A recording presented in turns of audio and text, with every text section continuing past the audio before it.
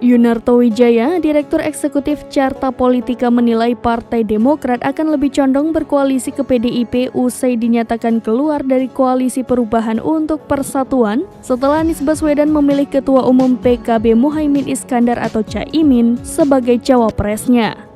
Yunarto menyebut hal itu dapat diterka dari pujian Ketua Majelis Tinggi Demokrat Susilo Bambang Yudhoyono terkait manuver PDIP lewat pertemuan Ketua DPP PDIP Puan Maharani dengan Ketua Umum Partai Demokrat Agus Harimurti Yudhoyono beberapa waktu lalu.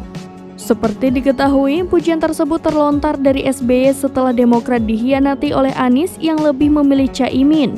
Pemilihan Caimin sebagai cawapres dilakukan oleh Ketua Umum Partai Nasdem Surya Paloh tanpa ada persetujuan dari Demokrat dan PKS. Selain pujian dari SBY terhadap pertemuan Puan dan AHY, Yunarto juga menganggap cuitan SBY mengenai mimpinya tentang pertemuan antara Ketua Umum PDIP Megawati Soekarnoputri, Presiden Joko Widodo, dan Presiden ke-8 terpilih dalam sebuah kereta api Gajayana menuju tempat tujuan masing-masing dapat diterka sebagai dukungan terhadap baca pres Ganjar Pranowo.